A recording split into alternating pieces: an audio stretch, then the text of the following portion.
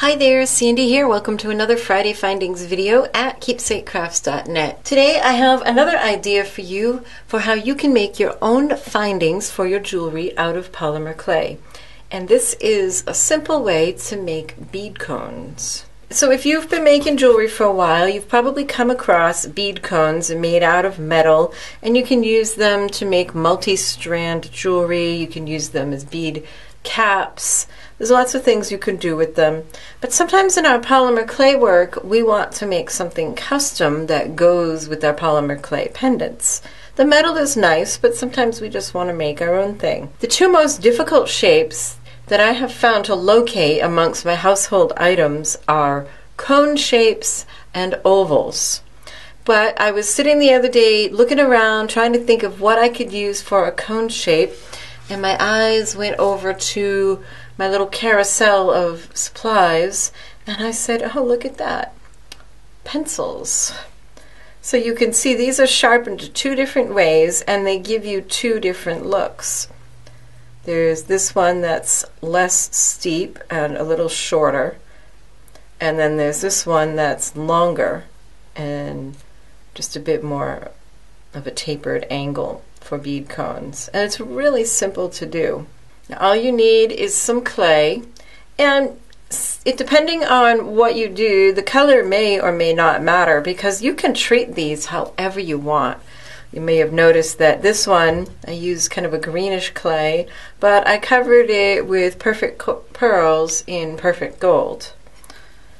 Others you can paint, you can use surface effects like patinas, anything that you would do to your polymer clay to transform the color and look of the surface, you can do with these bead caps. So here's a little bit of clay that I just made sure was conditioned. There's a couple ways that you can roll out your snakes to make your caps.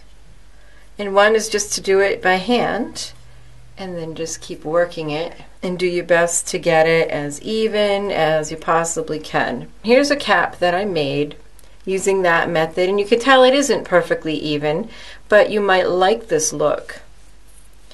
If you want to make sure that your clay snake is perfectly even, use something like an acrylic block that's used for rubber stamping, and light pressure and kind of pulling and stretching until you have a nice even snake. And here's the difference. This one I did with the snake that I used the acrylic block on, and this one I did with it rolled by hand. And I wouldn't say either one is better than the other, they just have two very different looks. This one's definitely, of course, smoother and more even, and this one's a little bit more rustic and artsy. This one would probably look great painted with the swelligant copper patina and then some of the green patina put over it to sit in the cracks. So it's just a different look, whether you do not quite so even rolling or really, really smooth even rolling. So once you've rolled your snake, then you can start to form it. And on the end, roll it in a nice pointy taper. And then you can just start coiling it on your form. And I found with these wooden pencils, I really didn't need any release. So as you coil it around, just ever so gently tap it down. Use a really light touch. Tap it down against the layer beneath. And make sure that you roll out your snakes plenty long, because you'll find that you'll use far more than you think you might. One of these little ones uses 6 or 7 inches. And then when you get to the end, I just use my thumbnail to kind of cut that off, unwrap some, and then use my fingers to twirl that down to a taper. And then we'll coil that back up. And then again, just a gentle touch, and it comes right off the form. And then you can bake it just like that. You can add some perfect pearls. So let me show you a few other options. Here are 2 cones that I made on this pencil. You can see that they have a very different look. This one was with much thinner coils, and this one was with thicker coils. Same exact process and procedure, a very different appearance. Here's one that I did on the shorter one, and I just dusted it with some Interference Violet Perfect Pearls.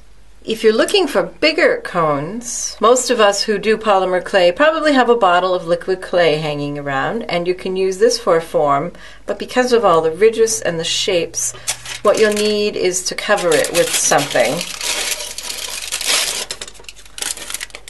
And just as smoothly as you can. What I did, I covered, kind of pinched those, and smooth that, and then smooth the other side around. And just smooth it out as nicely as you can, and that's what I used to build this one.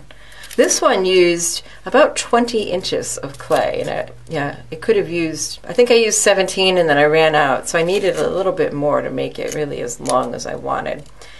And then once you have your clay on there, you can actually lift this right off the bottle. You don't want to bake your bottle, and then bake it on the foil. Here's another shape cone that on the Fimo Deco Gel, and I use that to make this one, which kind of makes me think of something from Dr. Seuss.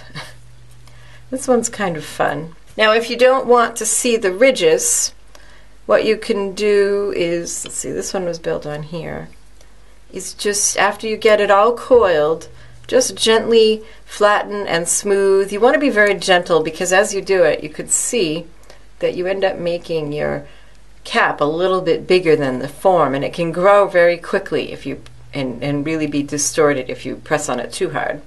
So you just kind of gently work your way around. Now this isn't perfectly smooth, so if I wanted it perfectly smooth, I'd probably get it about this flat, bake it, and then add another layer of clay over this after it's baked.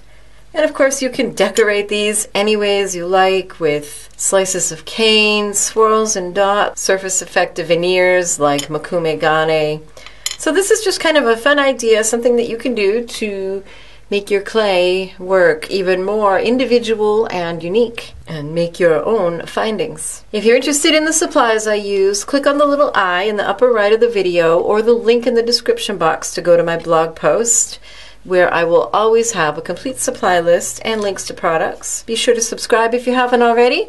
And if you found these videos helpful, take a look at my Patreon page and see how you can help out and get great rewards for yourself. Happy creating. Bye-bye.